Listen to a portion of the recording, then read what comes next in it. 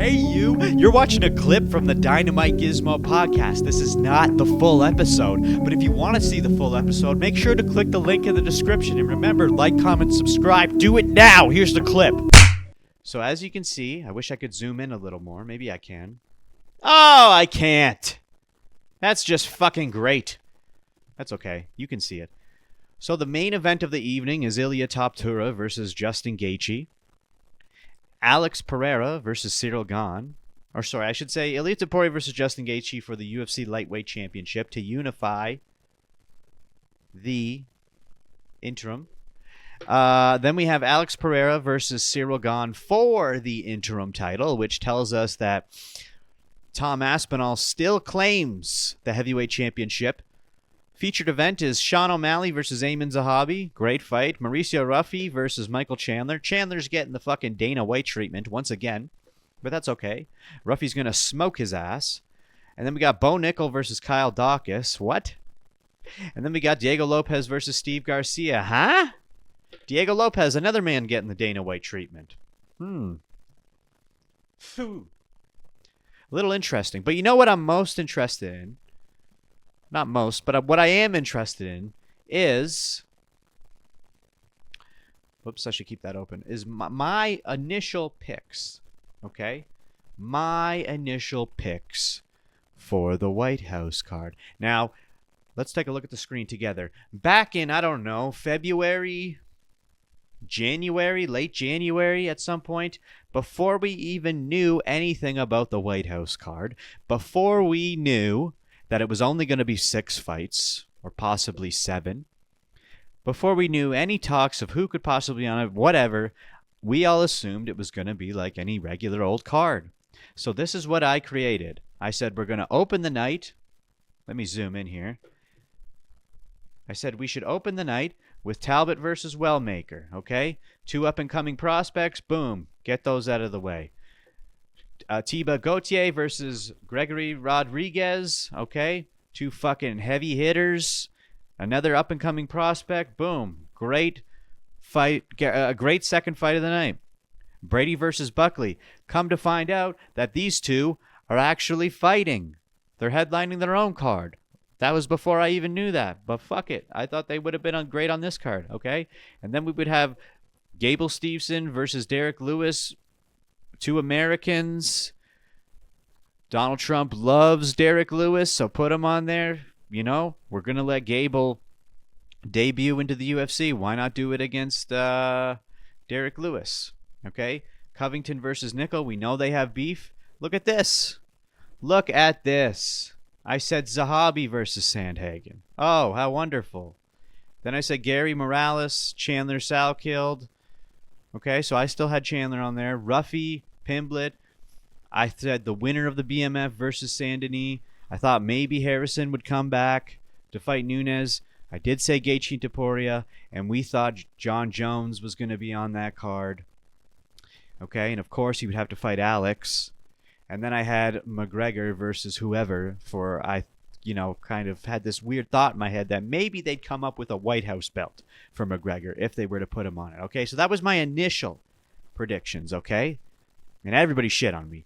But then we came to realize that it was actually only going to be 6 fights. So then I said, okay, let's still have Derek Lewis and Gable Steveson, but they can open the night. All right? And then we'll have Covington versus Nickel. Great.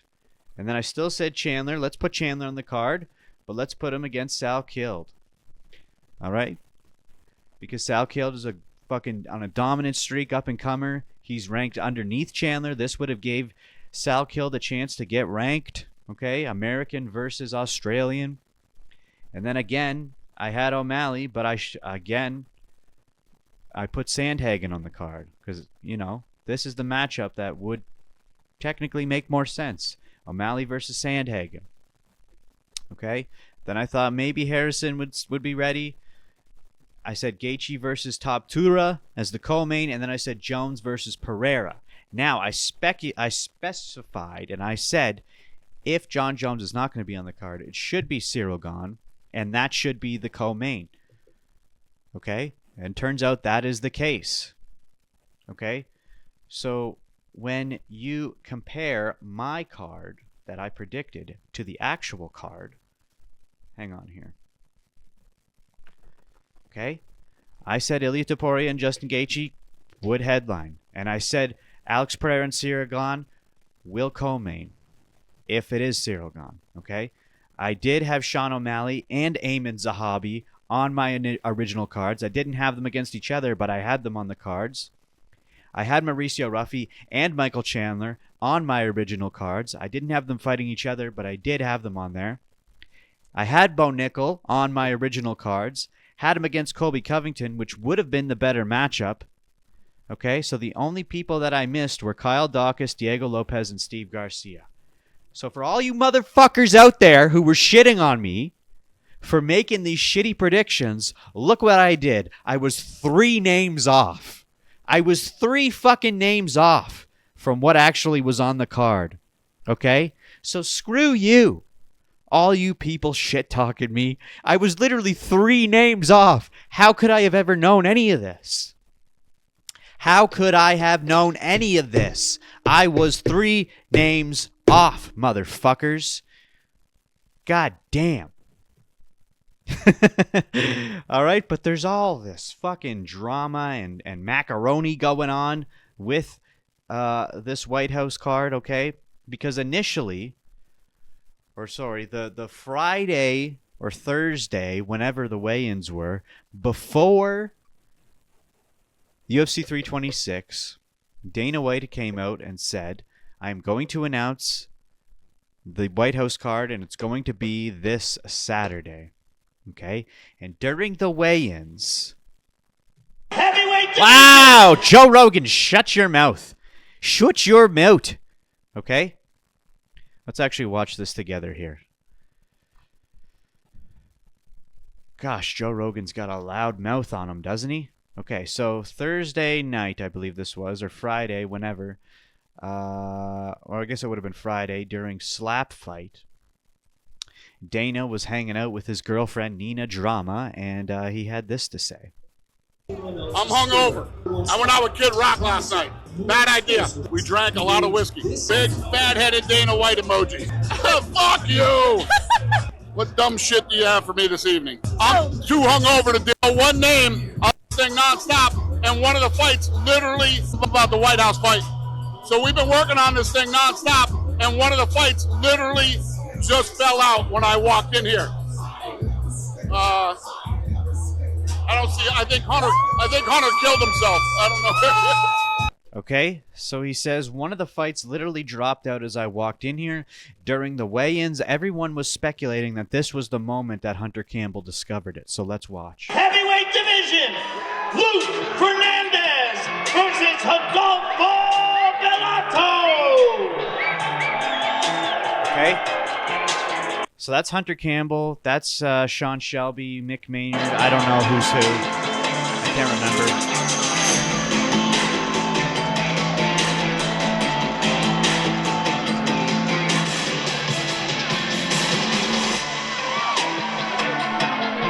Official weight 205. Okay, so that looks like someone who just got some horrendous news. Imagine being a matchmaker for this and you spend all these months, weeks, trying to make this card. And then that's how you get the news, and that's when you get the news, literally the day before it's being announced. That's unbelievable. All right? Now, everyone was speculating, could it possibly have been Islam versus Ilia Topuria? It couldn't be. There's no way, right? Okay? And Dana himself even claims it was not true. Reporting out of Spain today saying that it was going to be Ilia Topuria and Islam Makhachev, and that fight fell apart on Friday. Well, Justin Gaethje also said he was told Thursday he wasn't on the card, and then on Friday he was. That is true. So what happened with Islam, I guess? Because you know how fans are, a lot of them. That's not true, I said. Sure. So it was never Islam versus Ilia Topuria, yeah. So anyone who thinks Islam ducked this fight or anything like that, it's all incorrect. Don't worry about what fights are being made. We announced which ones are made and which ones will be happening. I told you there were some weird circumstances The reason that fight fell out, and it wasn't up on stage with Mick Hunter and Sean, it was that power slap that the fight fell apart that night. And then all the boys went back to the office and literally were there till 9 a.m. and that's how Gaethje ended up on the card. When can we expect to see Islam Makhachev back? And Topuria wasn't originally supposed to be on the card either. So he got the call too. Gotcha. When? I don't believe a word out of that bald motherfucker's mouth. I'm sorry, I don't. Okay? He doesn't know how to tell the truth. And he doesn't want to. He doesn't need to. Okay? And I don't know how to feel about it, because what if even if it was Ilia and Islam, how can we prove it? Well, Ilia Topuria's, I was going to say something and I can't remember. Ilia Topuria's manager was on a podcast and he said that he hates Mexicans. I'm sorry, he didn't say that. What he said was, he confirms that the UFC originally told Ilia he was not going to fight on the White House card. Later, they asked him last week about fighting Islam or Justin Gaethje. They chose Islam, but negotiations never started for whatever reason. Dana said Islam has a hand injury, so that was probably the reason. And only on Friday night did the fight between Ilia and Justin come together.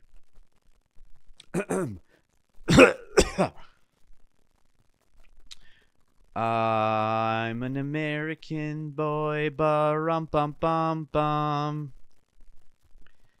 And then Ilia and Islam were beefing on Twitter. Ilia says, once again, someone else who will pay for Islam's escape. Both of their manager is is a bitch and also ugly as hell. Islam responds, your fat ass manager don't have to ask for billions to fight me. We'll do it for free. And then they're going back and forth. Ilia then says, once again, Islam comes up with an excuse. This time it's an injury. I always knew I would be part of the White House event, even when the UFC told me at one point that they wouldn't count on me for the event. I knew it was part of the negotiation. When they finally told me I would be on the White House card, they mentioned Islam, and I didn't hesitate for a second to accept the fight. Even though the fight hadn't been officially confirmed yet, the White House card was going to be announced the next day. And when I woke, I found out that Islam had gotten injured. And then Justin Gaethje appeared. Once again, someone else who will pay for Islam's escape. Both of their manager is a bitch and also ugly as hell. Justin, see you at the White House. I'm not someone who humiliates people. It will be quick. When you wake up, everything will be over. Another Conor McGregor quote. This guy just wants to be Conor McGregor so badly. Okay? Now I want to talk about Jon Jones. Because we all think Jon Jones should have been on this card. We all think it should have been Ilia versus Topuria. Okay? And yes, of course it should have been. It should have been Islam versus Topuria. It should have been Islam versus Topuria. But if Islam genuinely has a broken hand, then we can't do it. Okay? Now, I know we shouldn't be doing things like this because Justin Gaethje has the interim title, so the interim title holder should unify the belt against the actual belt holder, okay? We've been down this road with Jon Jones and Tom Aspinall, with Tom Aspinall having to defend the interim title, and that was a bunch of horse shit, and we don't have to go down that road again. But these are exceptional circumstances, okay? Justin Gaethje can afford to wait because we have the White House card, okay? We have the White House card. It's a huge, significant, once-in-a-lifetime moment that will never, ever, ever happen again. So, Justin, just sit on the side for now. We are going to have Islam versus Ilia Topuria. The fight that we've all wanted for a very fucking long time. a fight that should have happened last year, but never did because there was both guys changing weight classes and all the other shit that went on. But that's fine. Who cares? Okay? We don't actually know if it was supposed to be Ilia versus Islam, but if it was, that fucking sucks that we don't get that right now. Now when it comes to Jon Jones, okay? Of course, the horse. We should have had Jon Jones on here, okay? Now, Jon Jones has come out and said himself that he went to the UFC and he negotiated, and he originally came to them with the $30 million, as which he was offered to fight Tom Aspinall. The UFC said no, and he then reported that he went down to the $15 million because of the fact that Conor Benn was given $15 million to sign to Zuffa Boxing. Okay?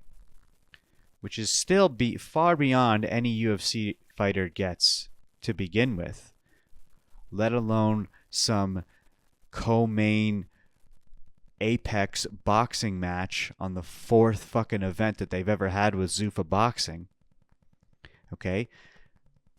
So Jon Jones went down to that $15 million. They still didn't want to do it, so they lowballed him even more, and he didn't take the offer.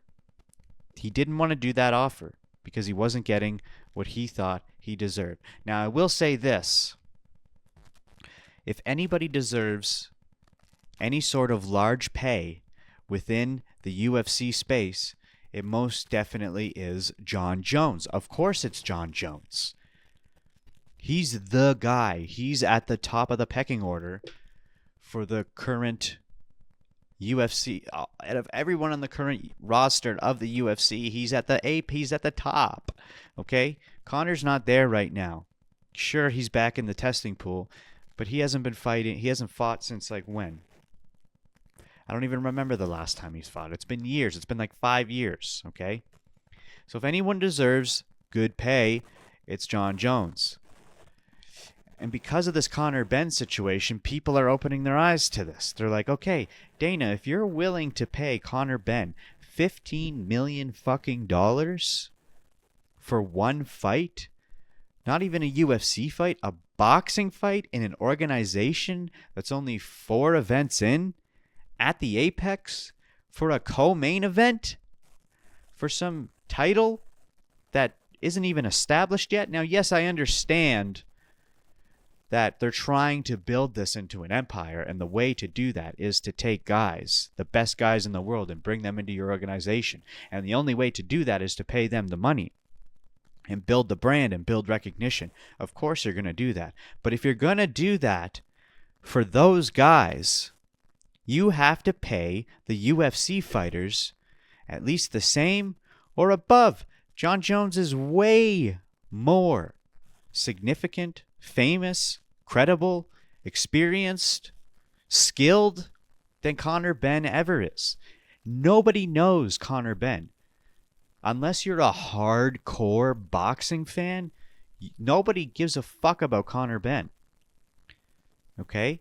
So that's eye-opening to everybody, especially Jon Jones. So when Jon Jones comes to the UFC to make his offer, and they decline, and then he lowballs himself to at least get to the same level as Conor Benn, they still decline him the offer. Of course Jon Jones is going to feel shitty about it. Okay?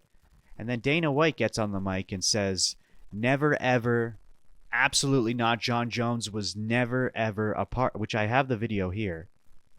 And we need to elaborate on this more, but let's just watch this first. What fight fell out, which is fair enough, but there is obviously... Well, there's weird circumstances around it that we probably shouldn't talk about. Okay. There is speculation, of course, that it's Jon Jones. No, it's not.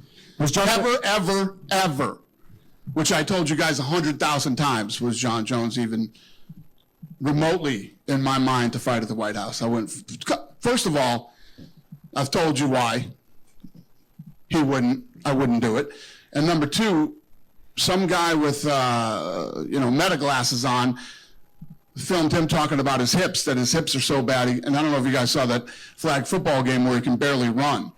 Jon Jones he retired because of his hips. He's got arthritis in his hips. Apparently he's been, doctors say he should have hip replacement.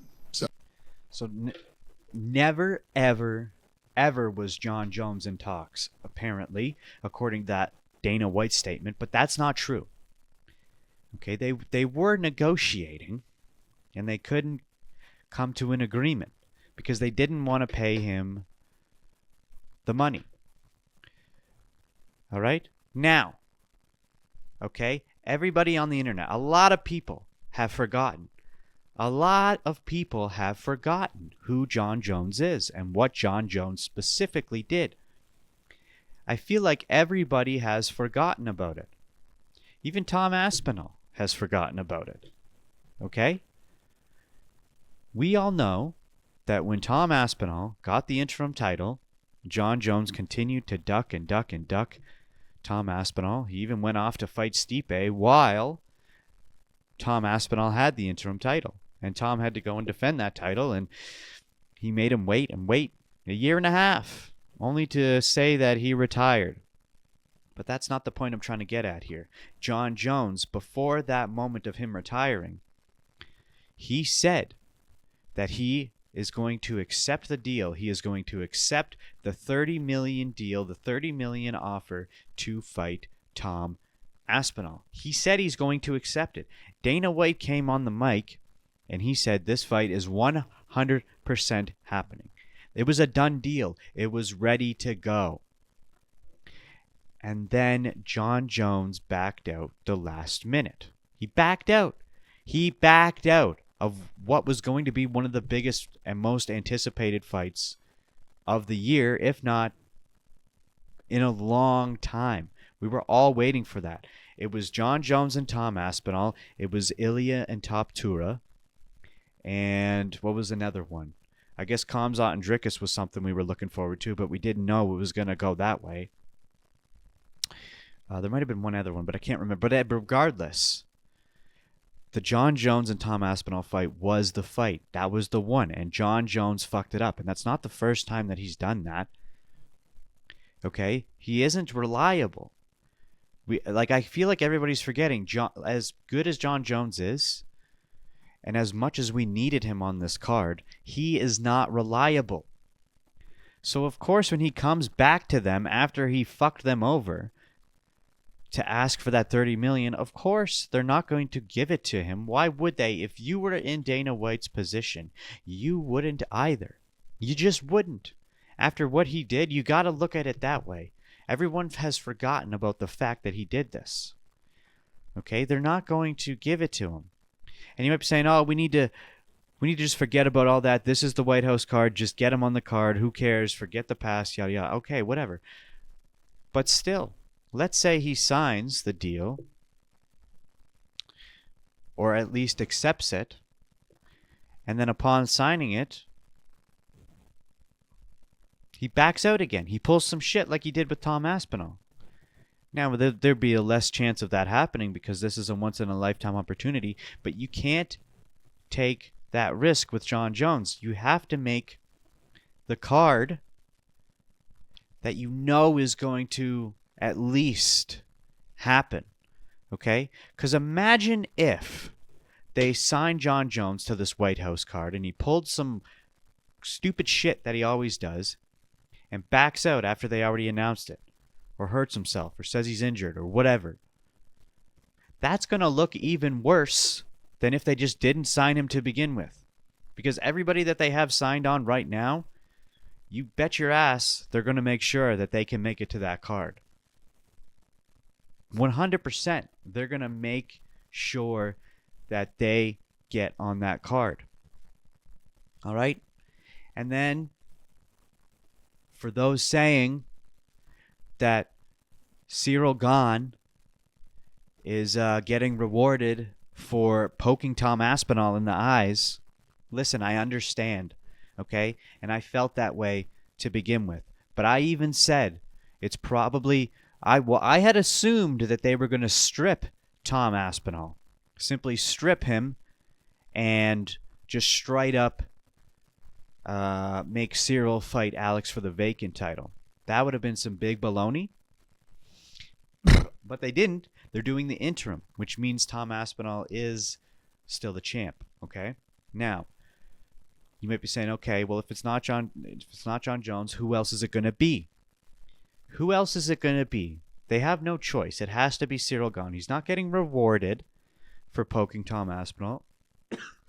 There's no other option. There's no other option in the heavyweight division. So you put Alex Pereira versus Cyril Gane. Now you might be saying, that's whatever. Okay? At the surface level, that might not be that exciting. But just think about it for a second. Think about this. With that fight specifically, either outcome is fucking fantastic. Just hear me out for a second. I love Alex Pereira, as does everybody. I don't know if there's anybody who doesn't. Actually, I know somebody who doesn't. If Alex Pereira wins, that means we get Tom Aspinall versus Alex Pereira for the heavyweight title, and Alex Pereira could potentially be the undisputed heavyweight champion, meaning he will be officially a 3-time belt holder, 3-time champ, someone who has never done that. Now, he will do that with the interim championship if he wins against Cyril, but it will solidify it if he beats Tom Aspinall. But what if he doesn't beat Tom Aspinall? What if Tom Aspinall beats Alex Pereira? Holy shit. Tom Aspinall defeats the man that everyone fears, like one of the greatest fighters to ever be within the modern UFC era. Like, holy shit. Okay, either way, whether Alex wins, whether Tom wins, that's a fucking fantastic fight. But we get that. Now, if Cyril Gane happens to win against Alex Pereira, guess what? We now get Tom Aspinall versus Cyril Gane 2, the revenge match. Because you know Tom Aspinall is pissed. He said it. He wants to absolutely destroy Cyril Gane. Okay? Now imagine how hyped that fight will be. It's fucking incredible. Fantastic. Superior. Bada boom, bada boppy. Okay?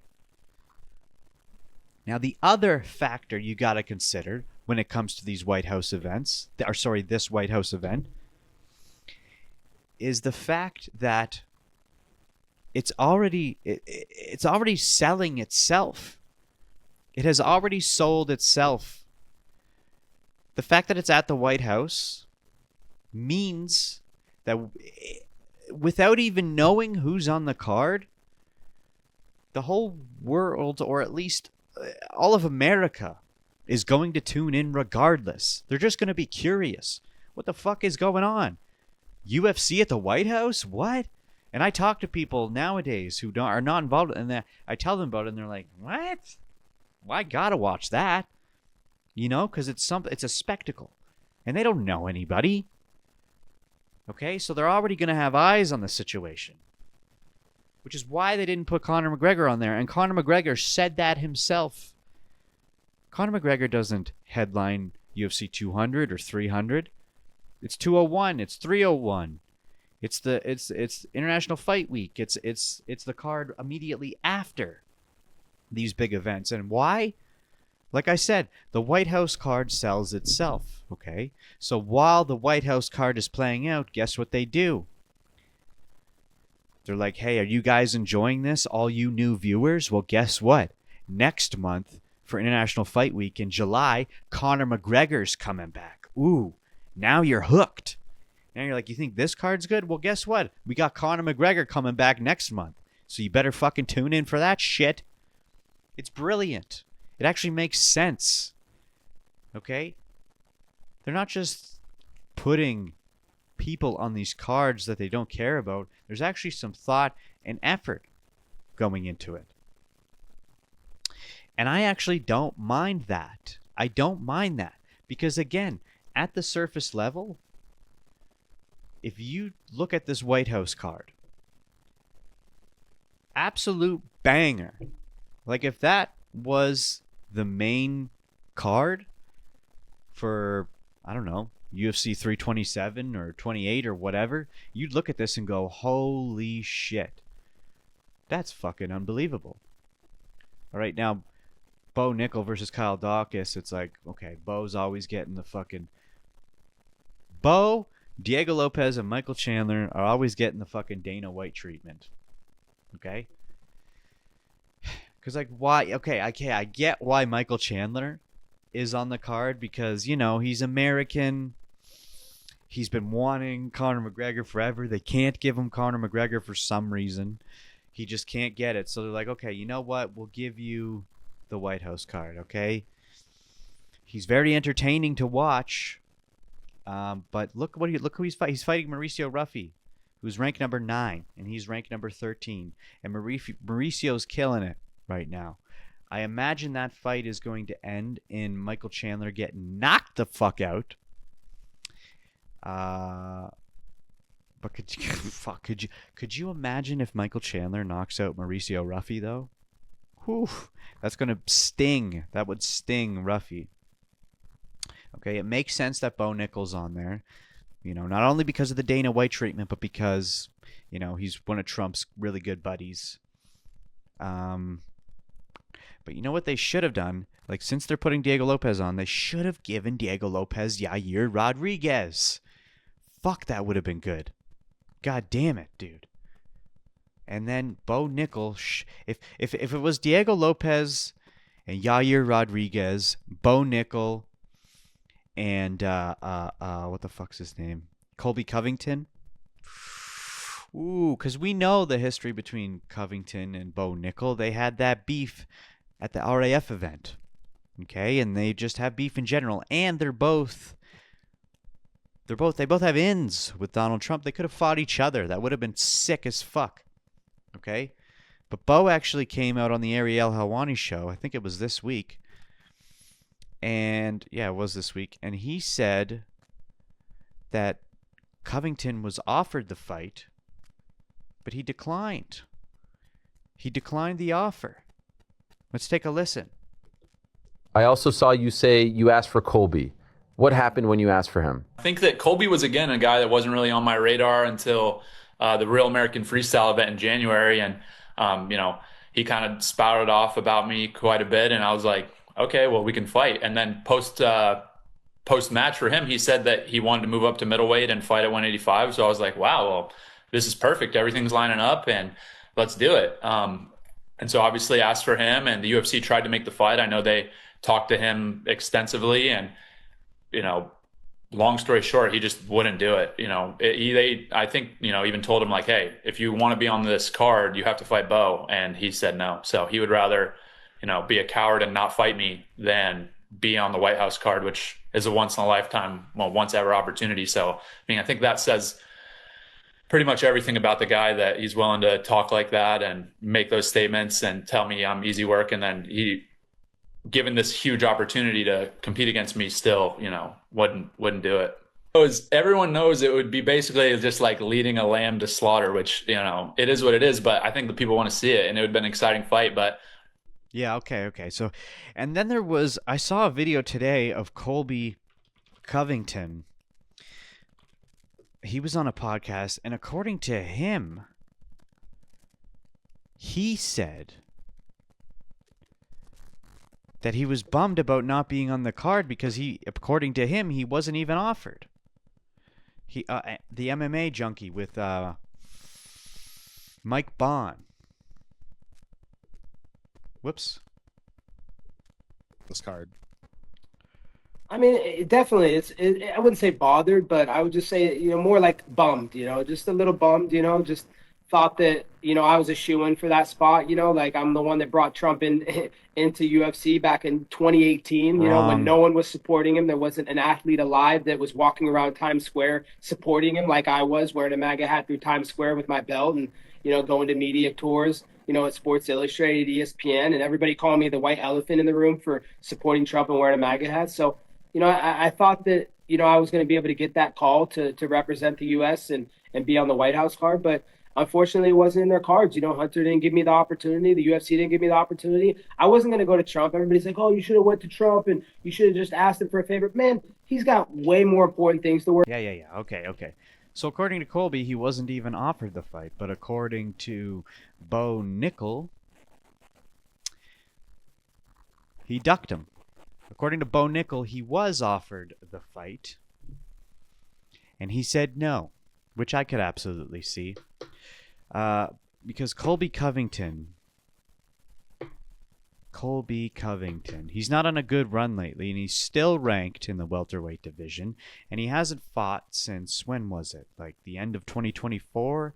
He had a loss to Joaquin Buckley in December, and he hasn't been back since. All right?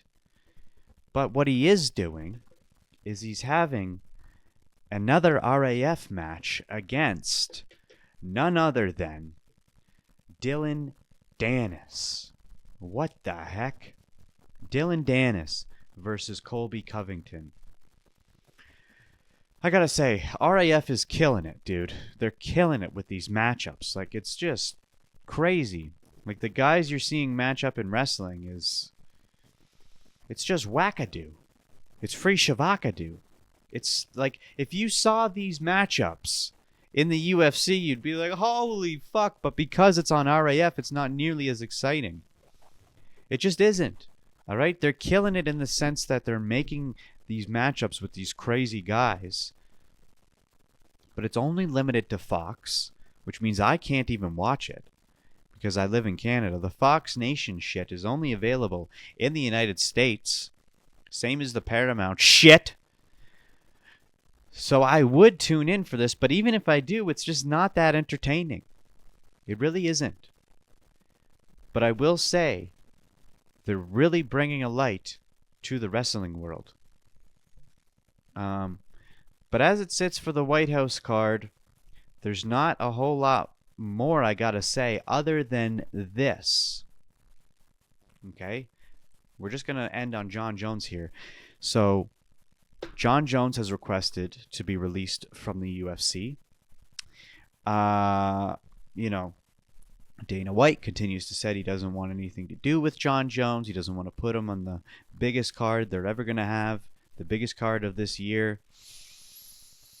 And we know that MVP is now getting involved with MMA. Now, they're a very fresh company, but look at what the fuck that they've accomplished. Jake Paul and his partner, can't remember his name, with MVP, Most Valuable Promotions. Okay, they got Netflix. They have Netflix on their side, and they're now having their first MMA bout on Netflix. Ronda Rousey versus Gina Carano, and co-mained with Francis Ngannou versus, what the fuck's his name? Philippe Lins, right? Okay. Francis Ngannou got released from the PFL.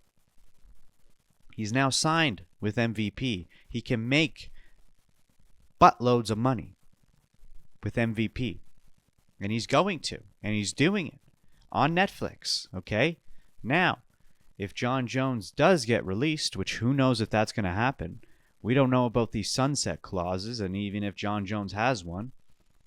But if Jon Jones does get released, there's a very real chance that we could see Jon Jones versus Francis Ngannou on MVP MMA via Netflix. Now, could you imagine if that happened? All right? There's never really been a real competitor to the UFC. There never has been.